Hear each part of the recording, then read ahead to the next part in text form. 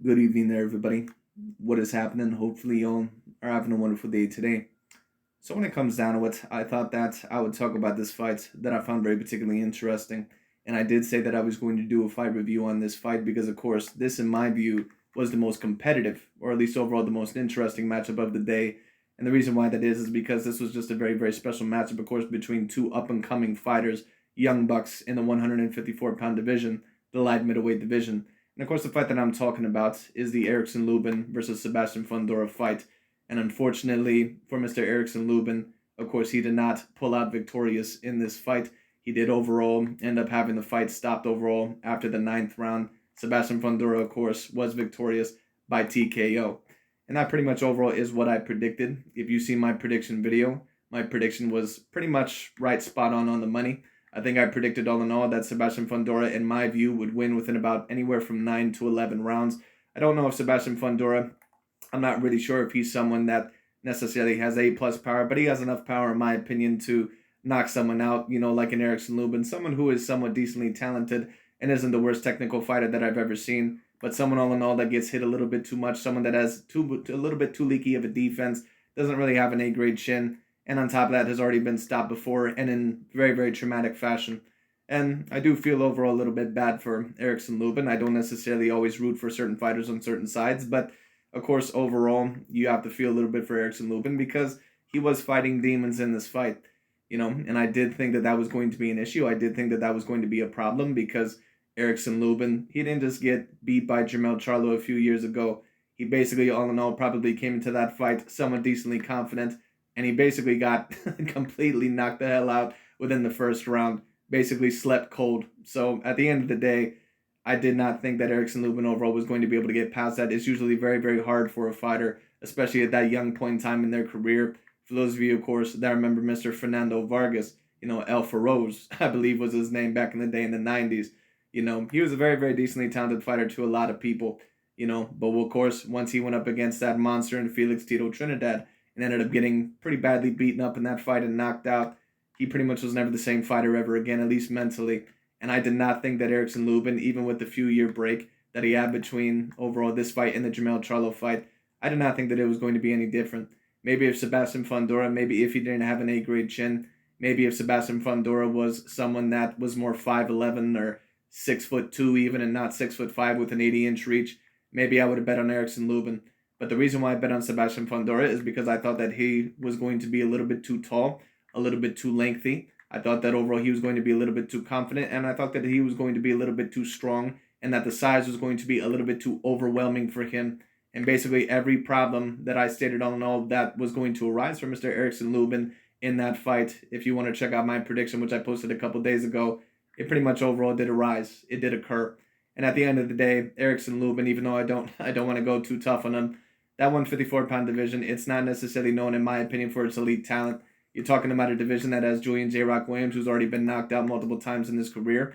Jason Rosario. You're talking about overall Erickson Lubin, Tony Harrison. All these fighters, in my opinion, could debatably be C-grade fighters. Maybe B-grade fighters in most, but to be quite honest with you, when I take a look at Erickson Lubin, I don't think all in all that he's ever going to win a belt in his career. And if he does, it's probably overall going to be when the division is very, very wore down and very, very weak. I don't think that I could ever see Erickson Lubin ever defeating someone like a Brian Castano or a Castano, however you pronounce it. I don't think that I could ever see him overall beating a Jermell Charlo in a rematch. I don't think that he would ever even have a chance really against a Sebastian Fundora in a rematch. There were certain rounds that, Erickson Lubin was very competitive in. Of course, that seventh round, I'll give him credit. He showed overall a lot of grit in this fight. He showed a lot of gall. But at the end of the day, it just was not enough. And to be quite honest with you, Erickson Lubin, for how young he is, even though, of course, he's probably not going to give up on his boxing career, he's going to have to decide very soon, in my opinion, whether he still wants to continue to do this.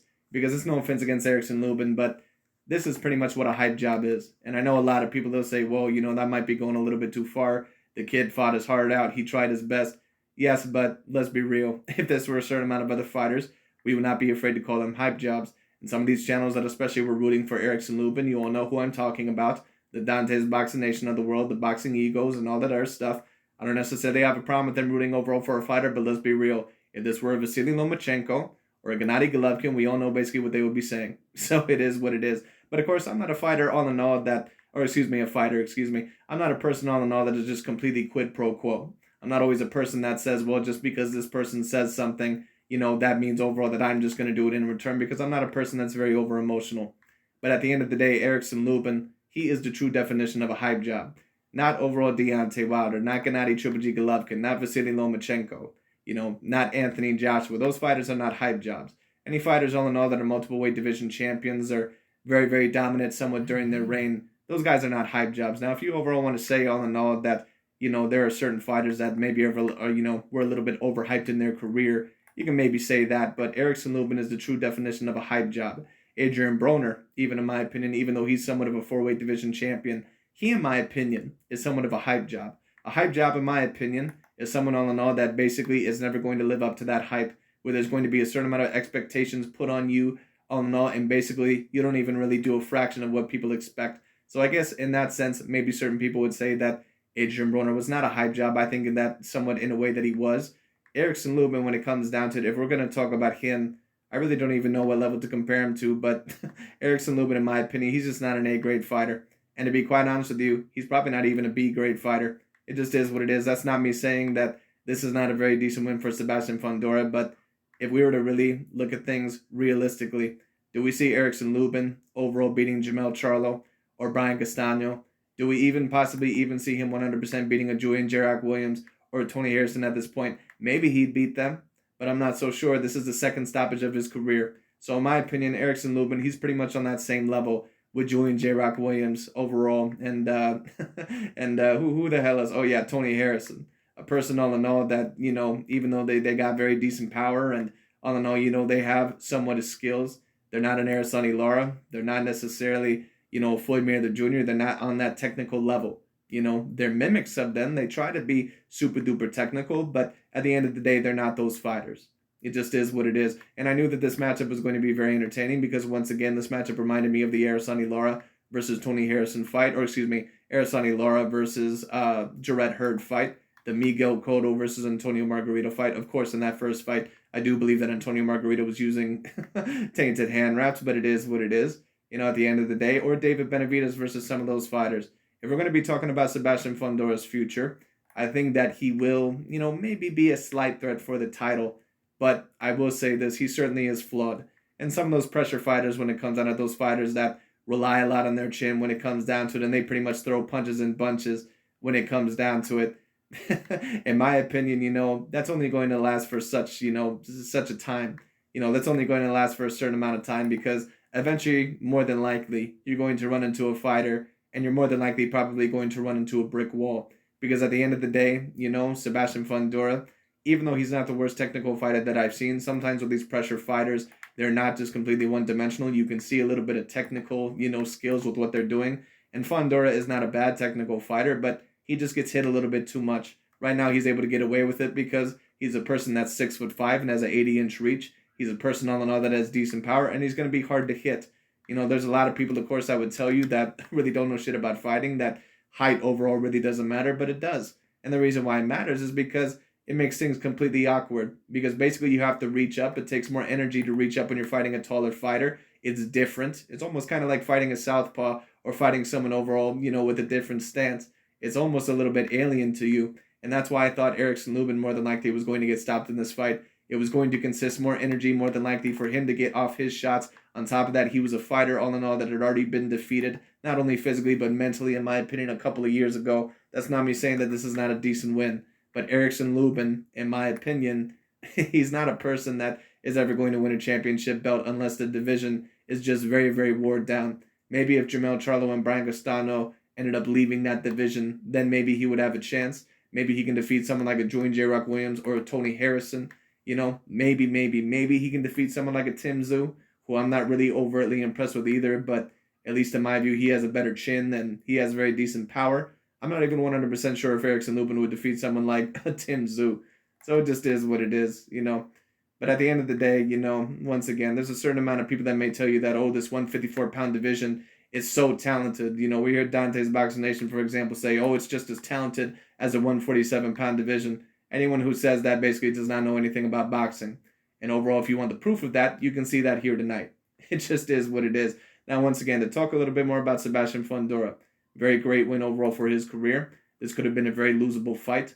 And of course, he did nearly get overall he did overall get very, very badly hurt in that seventh round. And overall, if I had to guess, if I were to watch some of those channels tomorrow, overall, they're more than likely going to say that there was a long count, or all in all, that, it took a while for the corner, to get the mouthpiece, and basically the ref should have done something about it. More than likely, they're going to complain about that, because we all know that these channels, especially when it comes to their fighters, they can't take a loss when it comes at it, but it is what it is. But at the end of the day, that's why those channels are not reliable, because you're not supposed to pander according to race when it comes to this type of stuff. You're not supposed to, and of course, you're not supposed to do that in general. But at the end of the day, when it comes down to it, you're supposed to be logical and objective. And Sebastian Fundora, that was the reason why I predicted him to win this fight, because I expected that the height, I expected that the size, I expected all in all that the power, and I expected overall the undefeated record and the confidence was just going to be too much for Erickson Lubin, and I pretty much overall was right on the money with my prediction. So it is what it is. But anyways, congratulations to Mr. Sebastian Fundora. Erickson Lubin, unfortunately for him, he did fight his heart out. He showed that he had a lot of heart, a lot of guts. But unfortunately, his technical skills, even though he has some there, he's not an A-grade technical fighter. He just is what it is, which is unfortunate for him, because he is a very talented athlete. He is a person, all in all, that has A-grade power. If maybe, all in all, he had gotten a different coach at, some point in time in his career, or maybe sharpened up his skill set a little bit more, his career may have been different. But unfortunately, he more than likely is probably going to be remembered as basically another Jason Rosario or Tony Harrison or someone of that sort. It just is what it is. But anyways, that's pretty much about it for this video. We'll all in all see what happens with Mr. Sebastian Fundora. The future overall of Mr. Sebastian Fundora is going to be very particularly interesting. If you're asking me overall who I would like to see him fight next, I would like to see maybe Sebastian Fundora maybe face someone like a Tony Harrison. Maybe overall face someone like that of a Tim Tszyu. I think that those fights would be very, very, decently interesting. I don't think that either of those fighters are necessarily A-plus skilled fighters, but at the end of the day, I think Sebastian Fundora also needs a little bit more experience as well before getting into the ring, maybe with the winner of the Brian Castano versus Jamel Charlo match. But we'll see what happens. It'll be very, very interesting. And it is going to be very interesting to see how Sebastian Fundora overall, how he handles, a fight in the future, if he does go up in weight, or overall if he does face that elite fighter, where that fighter, all in all, is basically going to be, they can handle his power, or they're going to be similar in size. Maybe someone, all in all, like a Jamel Charlo, or maybe if you're to move up in weight, maybe someone like a Jamal Charlo, or maybe someone, all in all, that may be, at that weight division. You never know. So we'll see, all in all, what happens. And like I said, we'll see how far Mr. Sebastian Fundora goes. He obviously is talented in certain areas. He has great cardio. He's a person, all in all, that never stops punching. He has a very decent chin, even though he did get knocked down in this fight. I believe that was the first time in his career. But, of course, that's not a shocker, because he is, he does have a little bit of a leaky defense, and Erickson Lubin is an A-grade puncher. So that's at least what I'll give him. But like I said, eventually, when you fight like that, when you're a David Benavidez type of style, or Antonio Margarito, or a person, all in all, like in Sebastian Fundora, a lot of people, of course, believe that those fighters, that they're going to last long-term. That style doesn't usually last long-term, and the reason why it doesn't last long-term is because a lot of the times their advantages, or Jarrett Hurd, for example, when they finally face a fighter that's able to overall handle the, not only their skill set, but their size and their power, all of a sudden they find that that main game plan of just trying to break their fighters down, all of a sudden that it doesn't work as well. I've seen it with Jarrett Hurd against Julian J. Rock Williams. I've seen it overall with Antonio Margarito when he finally didn't have them hand wraps in the Shane Mosley fight. And we'll see, all know what happens with Mr. David Benavidez. I believe that would happen to David Benavidez, personally, if he were to face someone like a Canelo Alvarez. But we'll see, all know what happens. But anyways, congratulations to Mr. Sebastian Fundora. Overall, very, very good night for him. We'll see, all know what happens. Both men overall showed that they tried to get through adversity, but at the end of the day, it was Mr. Sebastian Fundora who showed through. So anyways, that's pretty much about it for today. Thanks so much for watching. I will talk to you all tomorrow. And of course, I will review the Ryan Garcia fight when I have available time. But, we'll see, all know what happens with that. But it should be very interesting. But anyways, that's really about it for today. Thanks so much for watching. I'll talk to you all later.